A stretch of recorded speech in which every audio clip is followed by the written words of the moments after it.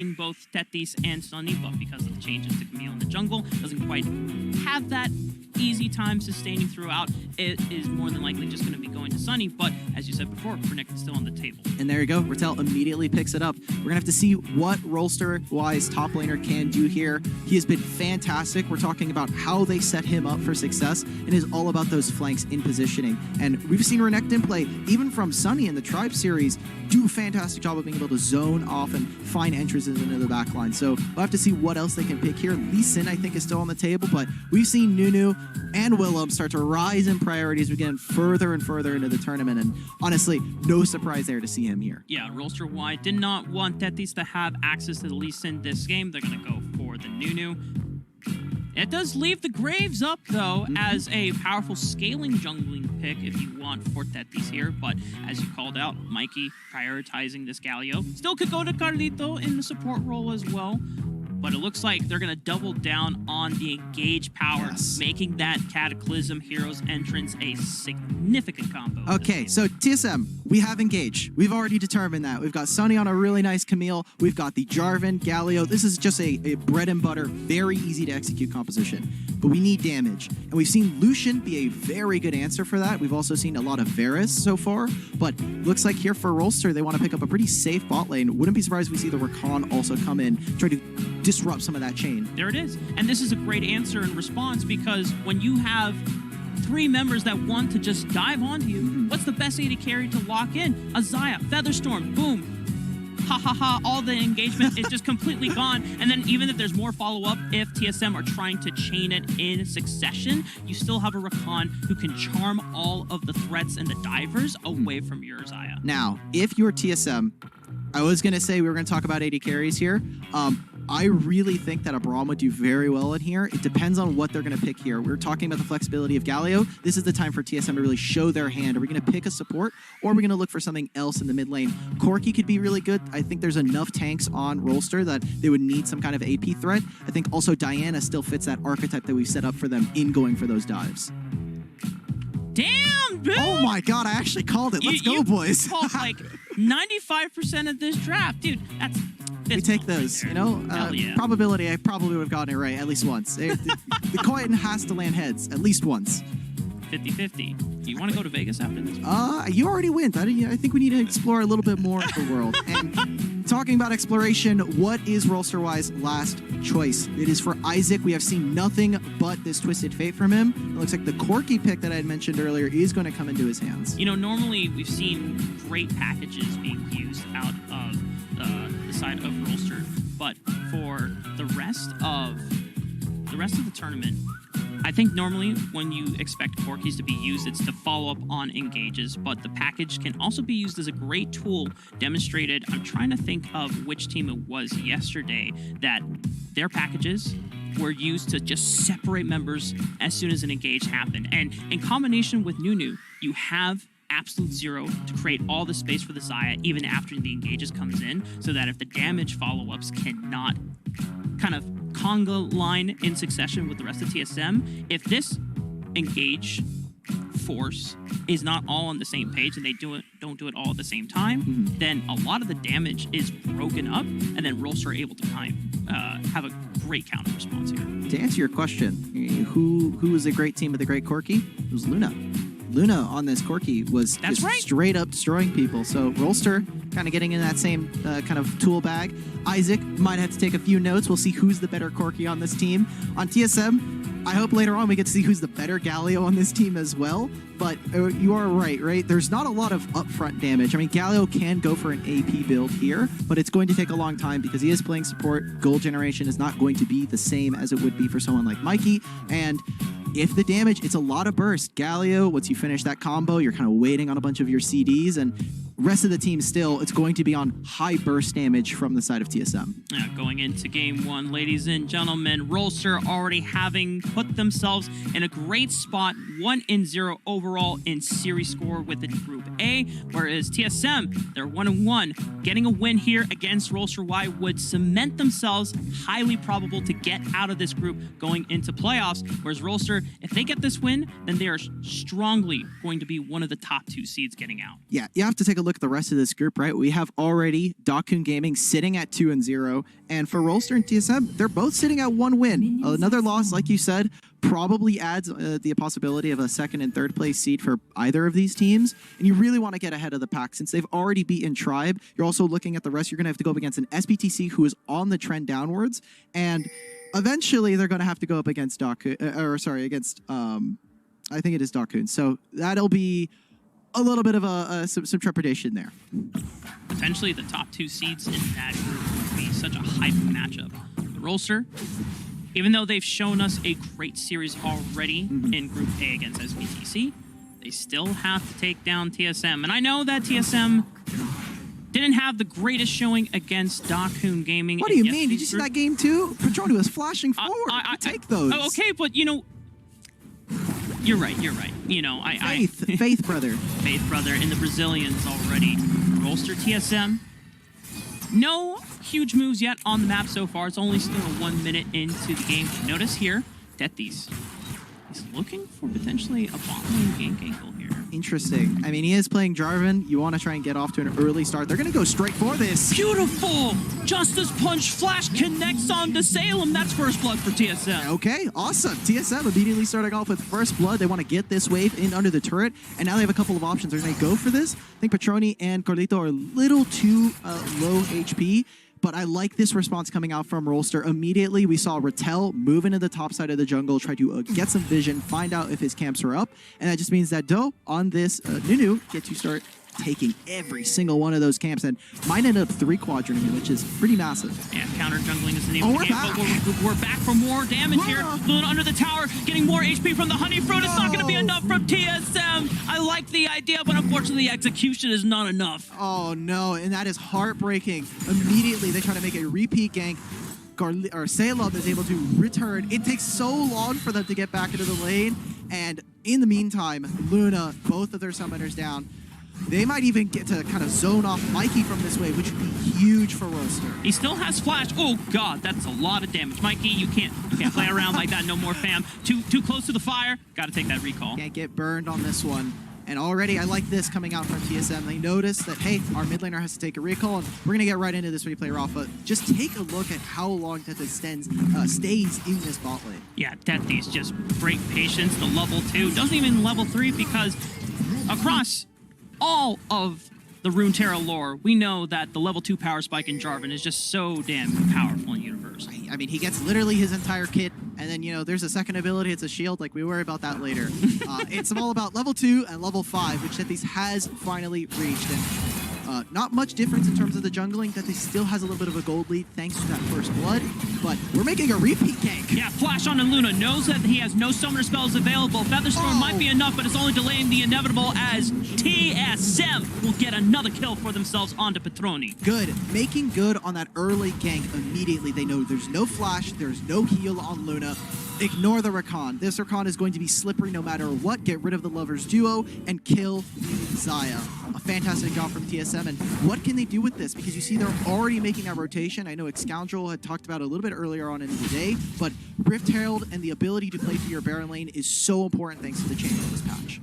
Rattel getting a lot of time, though, and pressure thanks to the amount of love that Doe has been able to answer in response towards the Baron side of the map.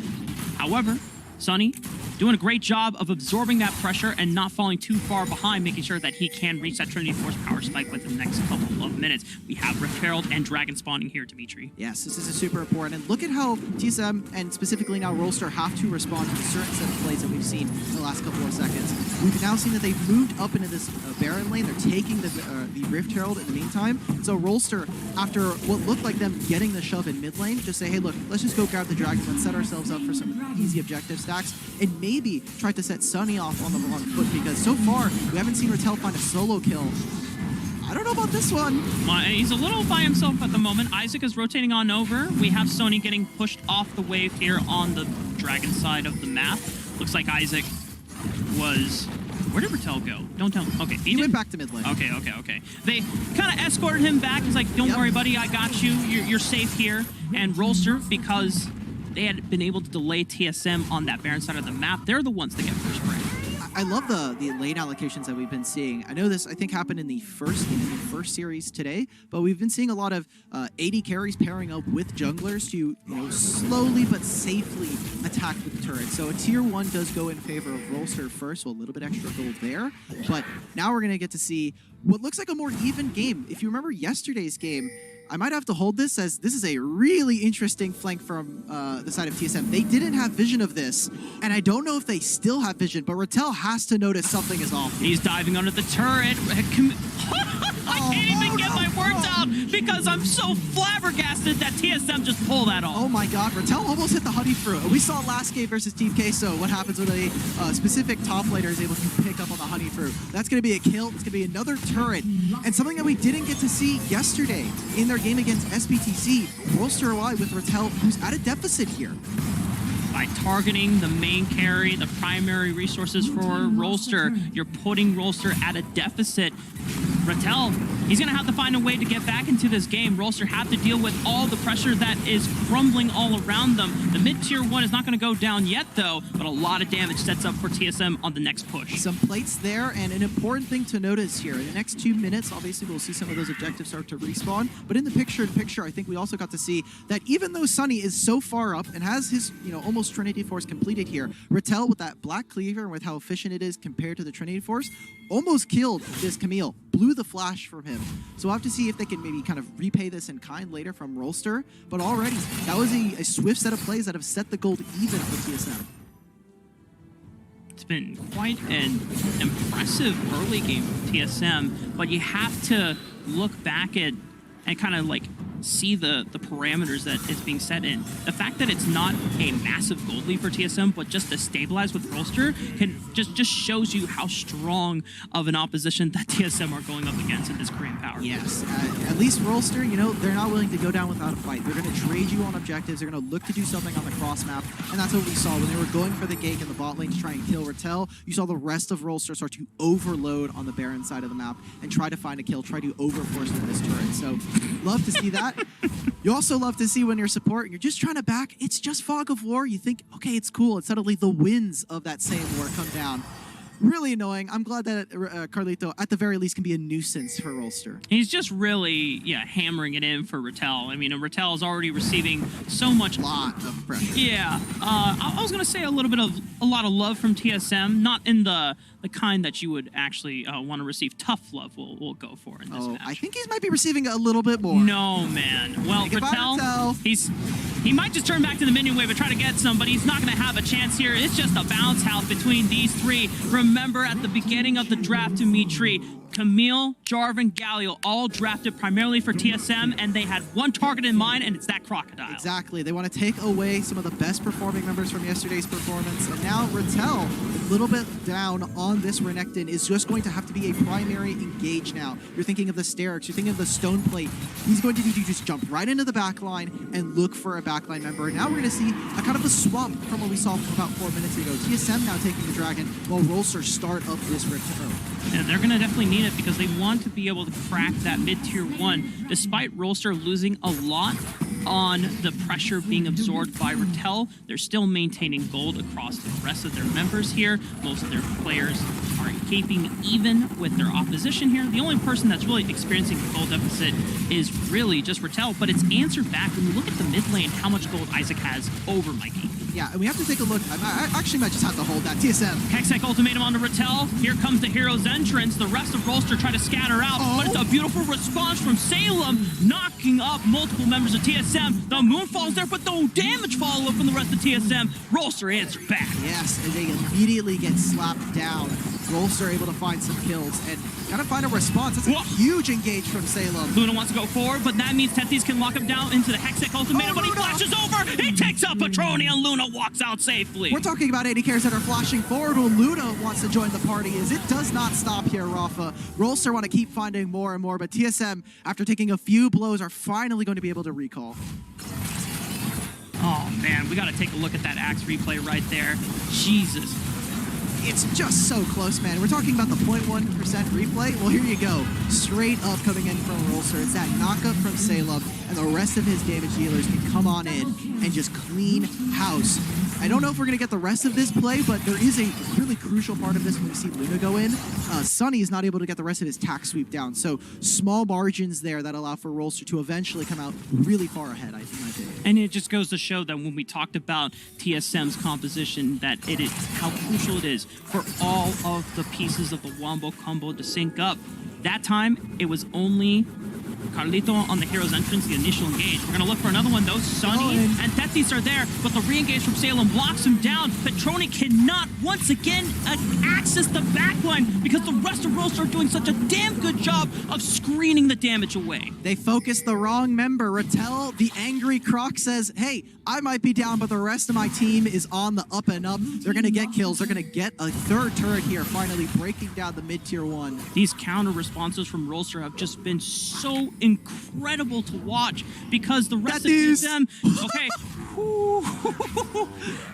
All right, Tethys, you know, he felt the breeze on that one. He felt the snowballs approaching a little too closely there to the booty cheeks, but it's okay. For the rest of Rolster, looking back at how these counter responses is just crucial to their success. Yeah, we're talking about how fast this engage can come in from TSM, but there was just a few too many ultimates being down at this point. We saw the engage right onto Luna, but then the rest of his damage dealers were not there. That's something that we talked about in the draft, that you have this core 3, the Camille, the Jarvan, and the Galio, but the damage needs to also be there when you go for those engages. So they try to lock him down. They're not able to lock down the Lovers duo, and at that point we see Rolster just completely take over this fight. And now, Rafa, I do want to point our eyes ahead for this match. We do see that this is a little bit of an even game state starting to go in the favor of Rolster, but when you look at what TSM's comp wants to do, it's very, very short range, where the double marksman here for Rolster mean objectives go down incredibly fast. We're talking about turrets as well are at threat, and such a low range composition from TSM's mean they need to go fast. They need to find that burst damage. And one of the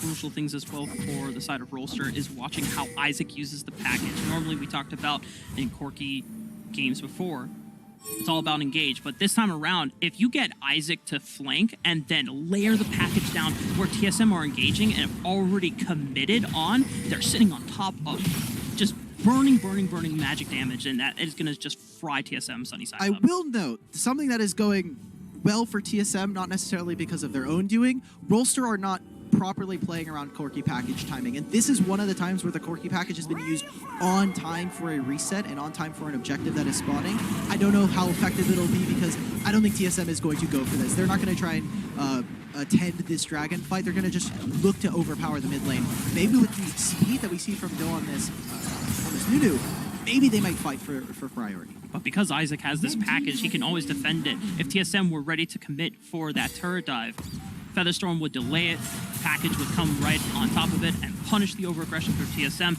The only thing that they can get is a couple of strikes into that tier 2 turret, knocking it down to 50% HP, but still, TSM's window starting to run out here, and already we look back at the first couple minutes of the game where TSM were so proactive, so successful in shutting down Luna. We throw up that scoreboard, he's like 5-1. He's got 10,000 gold, yep. 12,000. Oh my god, this guy is really fed. I would love to be this kind of... I thought they ganked this guy, Dimitri. I thought they put him in the dirt. Yeah, what they happened? got the one kill, and everything after that just kind of went sideways for TSM. Rolster doing a fantastic job, and something that I wanted to note from their last series as well was just how well they were controlling vision, not only just for Rattel, but making sure that if the opponent ever went for any kind of plays, they knew exactly what they wanted to do, trying to stop this as well. So the vision denial is so key for Rolster. TSM, even despite having such a long lane in the Baron lane, now as they come back onto the map, we're going to have to try and fight for vision into this river. Yeah, notice triple stasis. Tethys jumps over the wall with a blast cone. I don't think he really wanted to be there. Takes a face full of slime from Doe. It's not the slime factor, boys, but still, we're on a game show of some sort. Rolster just taking absolute control of the show. That is a loose interpretation of the word game show. It is literally a show and literally a game that we are watching. So I appreciate how effective we're going to have. Look at this engage. Oh, can we appreciate the re-engage, though, from Rolster? Hero's entrance is going to lock them down. Cataclysm catches out, too, but beautiful stuff from Luna. Dodges out with the Featherstorm. Salem caking critically low. Will fall. Mikey on the back line, already eliminating one, but will fall in response. Tethys trying to lock up Isaac. They go for it. TSM take down 3. Oh my god, and look at how tanky they are. They're just so resilient. It was kind of a mismatched fight there for Rolster. And with Sunny splitting on the opposite side of the map, TSM, they play away from the fight. They are so far behind. And Rolster, they end up falling down. I kind of want to see the replay as to where exactly some of the damage members from Rolster were. Yeah, look at this. I mean, Isaac and Luna are just not hitting people. And I hope you know this. I hope everybody at home knows this. If you're a marksman and you're not hitting someone, you do 0 damage. You have to give props to Mikey being finally commits and is able to sync up with Tethys on that Cataclysm engage. They're doing Baron. Picks up, oh my god, they're just going to go for the Hail Mary. 4,000 HP. Doe's not going to be there in time. 1,800. The spike comes through. Tethys, the rest of TSM secure Baron. They get Baron. That's an incredibly smart call coming out from TSM. Rolster not in position, not able to come back out on the map and redeploy. So now, Rafa, we're in a game where TSM, it has been neck and neck between these two. Yes, it's been Rolster with an advantage for, the mid portion of this, but they're looking like they don't want to go down without a fight. They are still trying to keep it competitive here. And you have to remember that this is the same attitude that carried them through that grand finals in their home region against So Agradece, a team that they had struggled to play against throughout the entire Wild Tour series and entire league. TSM are not going to go down without a fight. So we're talking about also a lot of regional firsts here. Remember, Rolster, at least for here, the Horizon Cup, we haven't seen anything else. Luna goes incredibly low thanks to the Sorelda's Grudge combo coming out from Petroni. But a new mid laner here for Isaac, and this would be the first loss that Rolster have experienced in a few months. TSM on the doorsteps of Rolster. They have the 1-3-1 set up here. Mikey corralling Baron minions through the Baron lane. Sony on the Dragon lane. The rest of the 3-man core from TSM pushing in through the mid lane, and Rolster are scrambling to try and figure out which lane to respond to first. It's all of these marksmen. They need to land damage. TSM, they're incredibly tanky. They can play this very patiently. Wait for the minion waves. Let the minions take away these turrets. You already see the inhibitor on the top side is a 3rd HP. And if anything, as a failsafe, they can push one more wave and go for this dragon. Force Rolster to come to you and look for something. Yeah, but then you can always have Mikey. If he's stronger than Rattel, he can force Rolster to answer in the split push as well. Now, Isaac had to use package because they're trying to cut off the minion wave. One inhibitor turret will go down. The Dragon lane inhibitor turret just needs a couple more pushes. Maybe the touch of the breeze from the wind will knock it down at this point with how low the HP is. Observers, if you could, I would just love to see the bot lane inhibitor, how much HP it is. Sam Price, give us the details, brother. I don't know who's on our ops, but if that actually is him, that's a pretty sick call. Elton, Adam, who's on duty? You're just calling all of them. Okay. Yeah. All right. One of you. You get all of them. You can't possibly miss, right? TSM now corralling towards this Elder Dragon. Tethys forcing the rest of Rolster back into the choke. And they're succeeding it. This dragon can be burnt down very quickly if TSM act fast. Yes, they do have Petroni here, but look for how Rolster might enter into this. Rattel is not here. Oh, could look for a teleport. Doe flushes right back in, but if they take out the jungler, there's no consume, no smite. That's the jungler gone for Rolster. The rest of TSM try to access to the backline. Watch Isaac, watch Luna. These are the carries that can try and save the team fight for Rolster. TSM, they've lost out on Mikey. Tethys still has Cataclysm available, but he needs to wait for a potential re-engage. 5,000 HP on the Dragon's gonna reset. Rest of Rolster looking for the re-engage here. Stasis onto Tethys. The knock-up is there. Cataclysm onto the backline, but Rattel slices and dices through the TSM jungler. Sony's in there! Hook shot onto Luna and Isaac. Luna's there. The Stasis with the rest of TSM. They have the HP advantage, and they will slay Rolster to the ground. And oh my god, the undefeated team coming out from Korea is now going to fall in game 1. There's a couple of recall BMs. They noticed, hey, there's no jungler here. It's time to fight. TSM, they find an amazing team fight for themselves. They take out Rolster and win a final kill and an ace. TSM are going to take game 1. 2 seconds on Doe. Wait, they can't actually go God. Because the minions are there. Doe, the single survivor, but a teleport is coming in, I believe, from Sony. That's it. That should be it. Mikey is also there. 1,000 HP on the Nexus. Ladies and gentlemen.